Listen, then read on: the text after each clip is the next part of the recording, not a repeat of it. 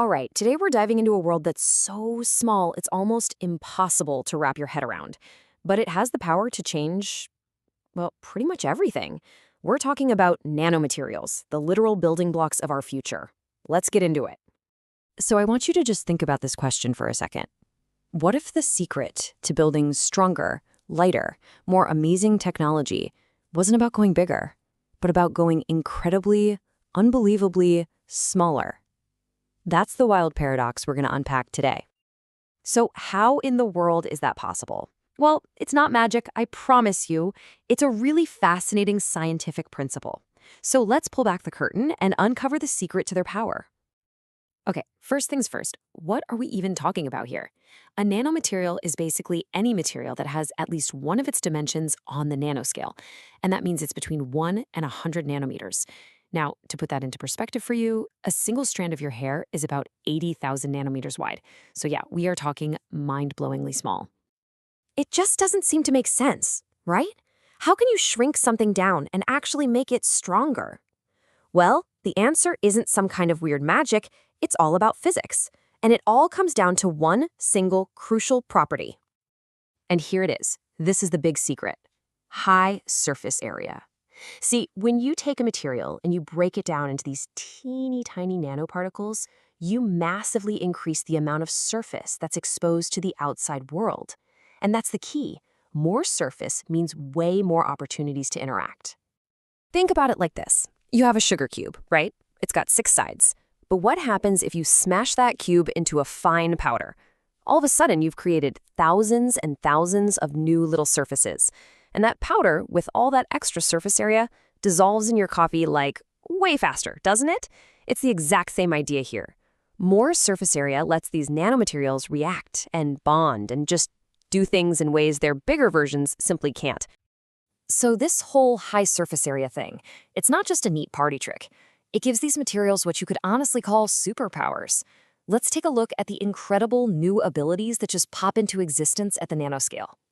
So this massive surface area leads to 3 really game-changing improvements. They get crazy strong, they get more flexible, and they get way more durable. Let's break each one of those down. First up is strength. Because you have all this extra surface area, and because of the way the atoms line up at that tiny scale, these materials can become just exceptionally strong and hard. I mean, we're talking about stuff that, pound for pound, is way, way stronger than steel, but at just a fraction of the weight. It's incredible. Okay, next, they have an improved elastic modulus. Now, I know that sounds super technical, but what it really means is that they're much better at bending without breaking, and then snapping right back to their original shape. They have this kind of resilience, this flexibility that you just don't see in normal materials.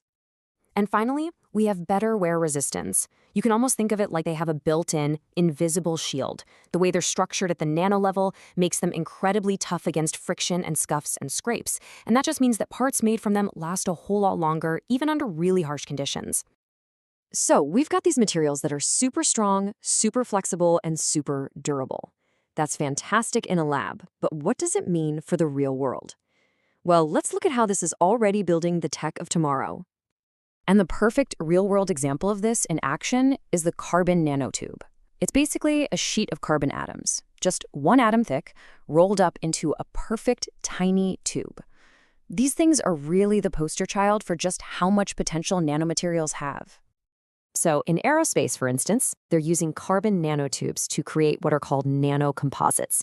These are these super strong, unbelievably lightweight materials they can use for things like the body of an aircraft. And what does that mean? It means lighter planes, which means less fuel, better efficiency, and just all around better performance. This stuff is literally making the next generation of flight a reality. And you know, it's not just aerospace. We're seeing this pop up in medicine, in electronics. The applications are growing every single day.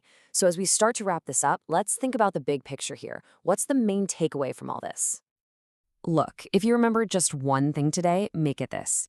By shrinking materials down to a scale we can barely even see, we unlock a massive amount of surface area. And that one little change, it changes everything. It gives us materials with abilities that, not too long ago, were pure science fiction. And that really leaves us with one final huge question. We are right at the beginning of this nano revolution. As we get better and better at making these things, the old rulebook on what materials can and can't do, we're pretty much just tearing it up. So the question for all of us becomes, when our materials have no limits, what are we going to build next?